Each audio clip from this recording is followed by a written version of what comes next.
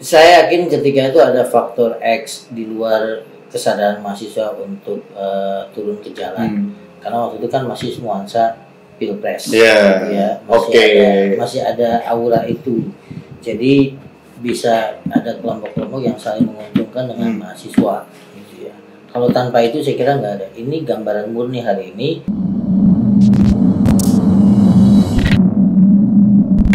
Assalamualaikum warahmatullahi wabarakatuh. Jadi balik lagi sama saya Gasan Syakir Albak di channel Down to Earth ID. Jadi masih bersama dengan Bapak Fuad. Nah ini sebenarnya topiknya sedikit menarik Pak, karena menyinggung kesalahan saya juga Pak. Tapi sebelum memasuki konten ini buat anak-anak muda, ditonton dulu. Itu kita ada 3 video. Yang pertama itu tentang DPR yang nyetak uang 600 triliun. Itu banyak Pak ya. 600 cuy. Dan itu kita salah satu kritik lah, walaupun ya mungkin nggak ada yang melihat itu Pak ya, karena kurang muncul nih. Nah makanya ini buat temen-temen yang nonton, ayo dong di share dong, di like, di subscribe men. Terus yang kedua itu tentang iuran BPJS. Nah ini lagi hangat banget. Pokoknya itu kita udah ngulas cukup banyak. Dan yang barusan banget kita bahas yang ketiga itu tentang komunisme. Jadi kalau buat teman-teman yang belum tahu, ada loh tab MPRS yang dihapuskan, itu larangan tentang komunisme. Wah itu berdarah-darah tuh kalau berbicara tentang komunisme.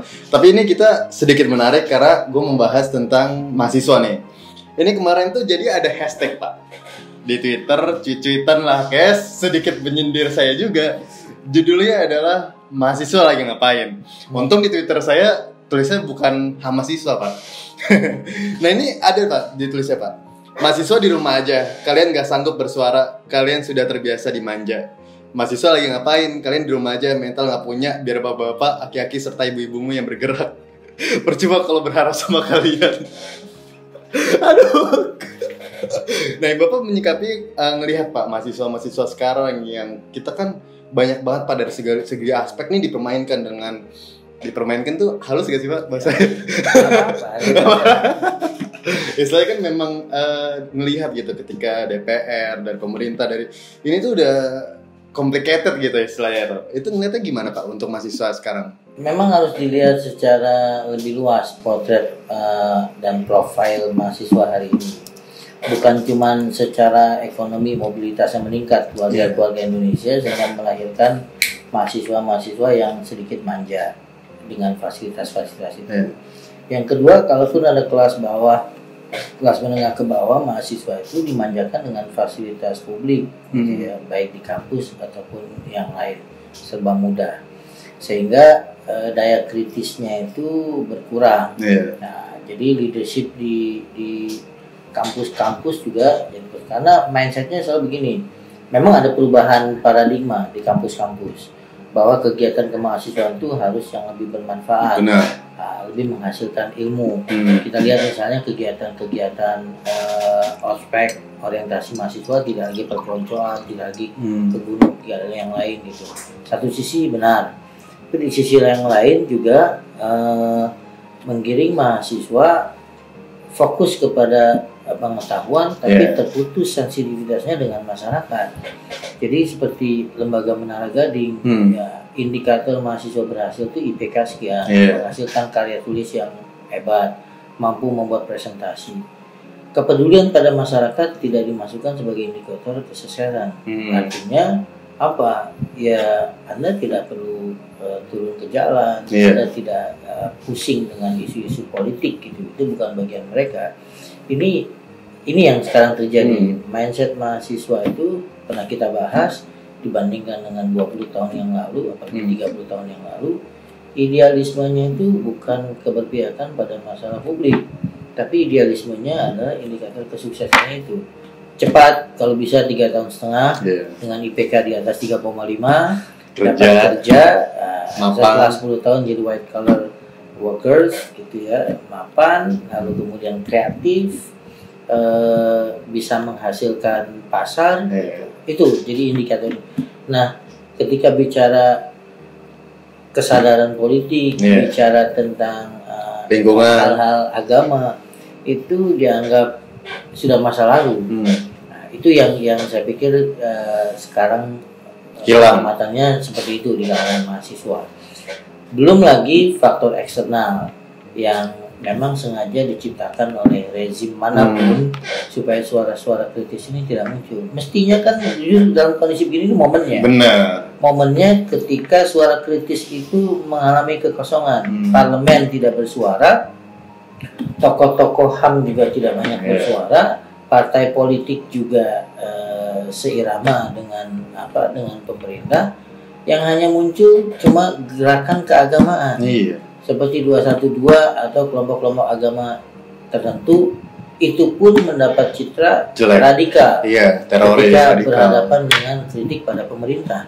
Nah, mestinya itu sudah peluang, tinggal mahasiswa yang bertandang itu. Ini menarik Pak. Ini ada tweet juga nih Pak ya. BPJS naik, mereka diam.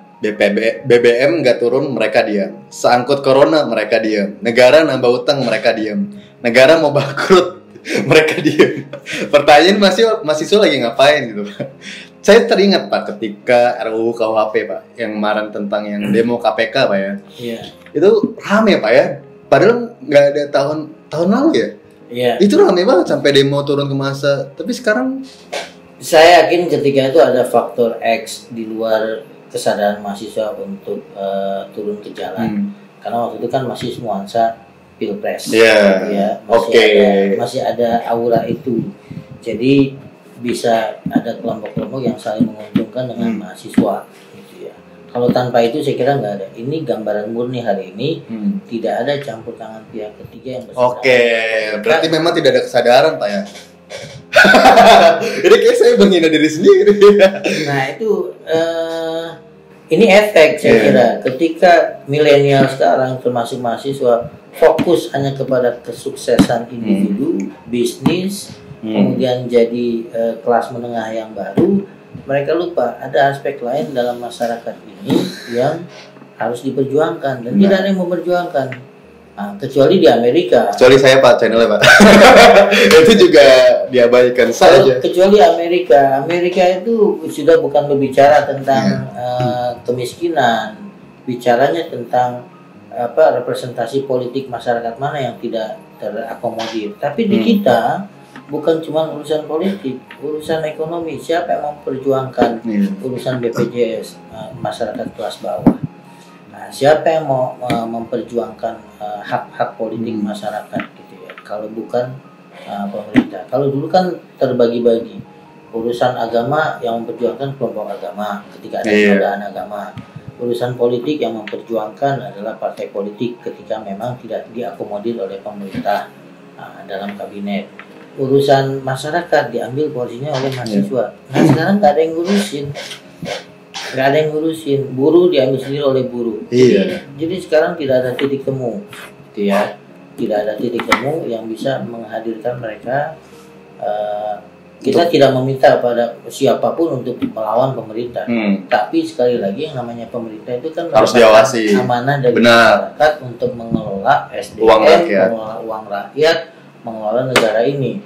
Nah, ketika pemerintah dengan segala kekuatannya dianggap semena-mena, itu kan harus ada yang mengingat. Apalagi ada pasal kebal hukum. Aduh, itu semakin jaya banget. Tapi saya mau bahas nih Pak, ini kan ketika kemarin ramai banget yang demo itu kan ada ketua BEM besar, sampai masuk TV, sampai masuk ini. Sekarang tuh punya followers 1 juta Pak. Tapi aksinya nggak ada Pak. Dia lebih gimana Pak? Sorry Pak.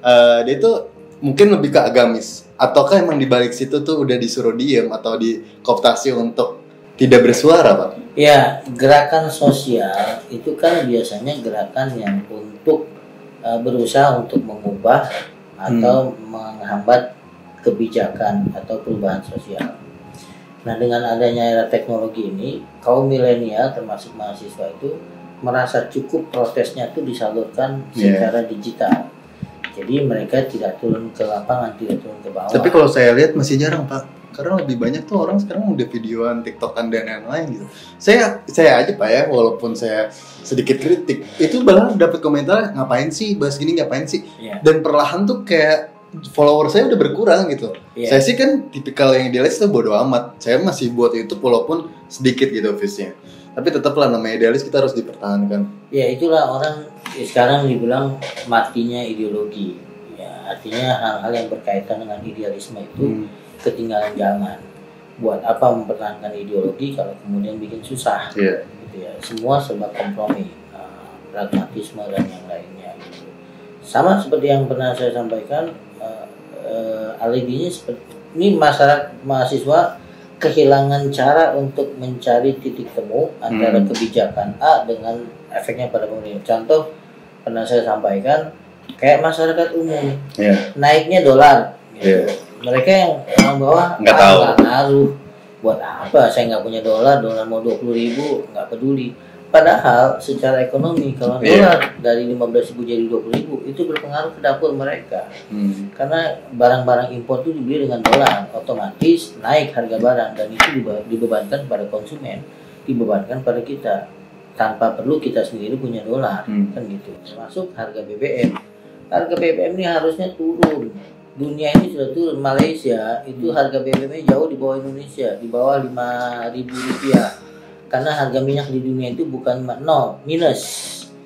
Artinya di dunia ini minyak nih. Anda mau minyak, bukan cuma dikasih, ambil dan kasih duit, karena tidak ada daya tampungnya. Sementara minyak terus mengalir. Kalau ditutup biayanya akan lebih tinggi.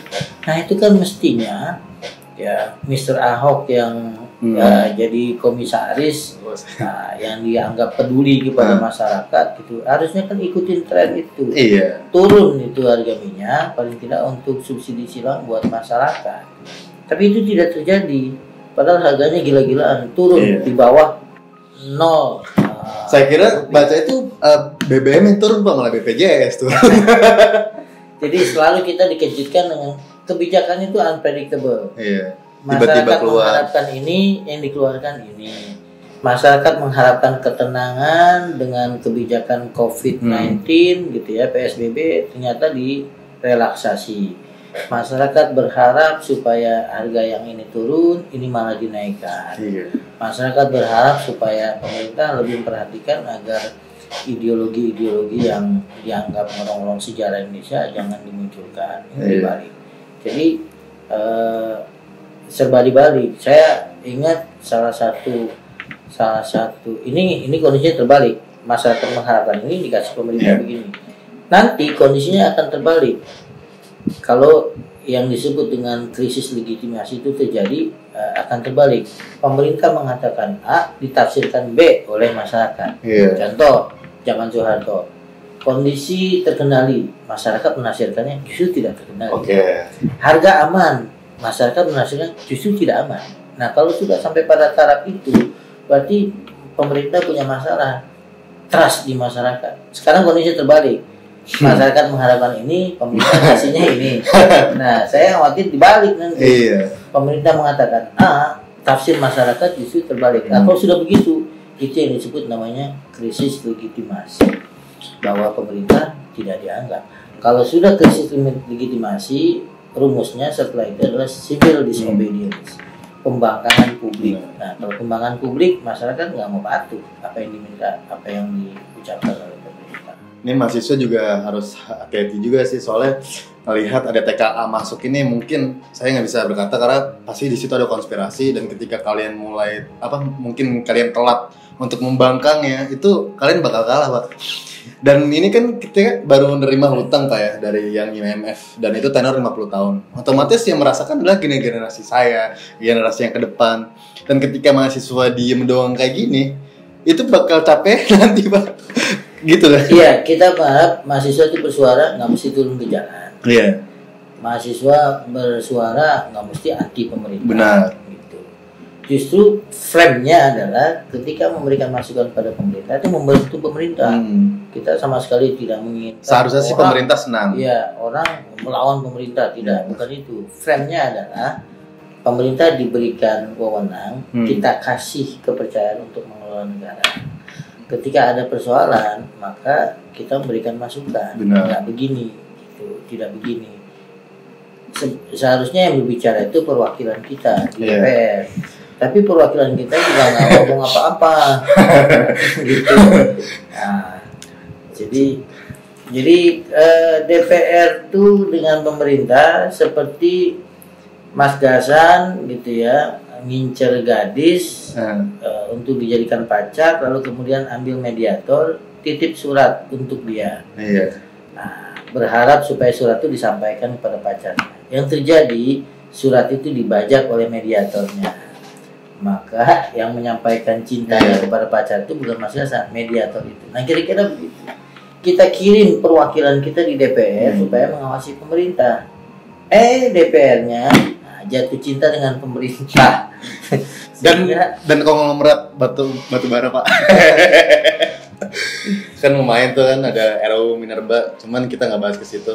Oke deh Pak, jadi closing statement ini Pak, ini kan panjang banget kita bahas. Saran dong Pak untuk pemerintah atau untuk mahasiswa, dan langkah apa sih yang harus dilakukan saat ini? Karena kan banyak nih kayak misalkan kebijakan-kebijakan yang di luar nalar gitu. Apa sih Pak untuk saran dan langkah mahasiswa untuk berbuat nih Pak? Ya, saya kira ujung tombak mahasiswa itu kan di senatnya gitu ya, para pimpinan senat, kelompok-kelompok mahasiswa, coba refleksi kembali sejarah mahasiswa itu sendiri, perjalanan sejarah mahasiswa. Dulu kaya dengan debat pemikiran, kaya dengan kritik kepada pemerintah, turun ke jalan, bukan untuk hanya protes, tapi juga membaca suasana kebatinan masyarakat. Ada kegiatan dulu namanya bukan magang, ya semacam turun ke desa, itu untuk mendeteksi apa sih kebutuhan masyarakat. Dan ini nampaknya hilang dari kurikulum yang ada. Itu yang membuat masyarakat juga terputus. Mereka harusnya menyadari bahwa meskipun mahasiswa bagian dari kelas menengah, sebagian mahasiswa kelas bawah, nampaknya memang sudah kehilangan kepedulian pada masyarakat. Gitu. Kita harus meminta, saya terutama meminta pada mahasiswa ini coba reorientasi kegiatannya.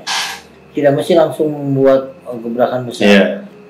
Tata ulang kembali, diskusi-diskusi dihidupkan di kalangan mahasiswa. Ada apa dengan mahasiswa sekarang? Kalau mau melakukan redefinisi peran mahasiswa, maunya yang seperti apa? Karena kan tidak bisa dibiarkan begitu saja. Benar. Karena dipertanyakan orang. Kalau kelas menengah atas atau profesional kayak saya, nah, itu dalam literatur tidak diharapkan untuk menggerakkan, karena sudah dianggap mapan, terkooptasi dengan urusan keluarga, bekerja juga sulit. Nah mahasiswa ini kan masih fresh, bukan bagian dari struktur, bukan bagian dari korban, dan dia yang hanya harusnya bisa membaca, karena 20 tahun kemudian dia lah akan jadi. Benar. Oke, jadi itu aja, dan semoga kalian berkomentar, dan mungkin ini menjadi salah satu starting point buat mahasiswa bangkit lagi Pak ya. Karena di rezim saat ini tuh apapun tuh menurut saya sih udah dikuasain, mau dari media, mau dari apapun. Nah kalau misalkan tidak ada mahasiswa yang bergerak, karena perwakilannya aja kita tahu seperti itu gitu loh. Jadi segitu aja, jangan lupa untuk subscribe, like, comment, dan share video.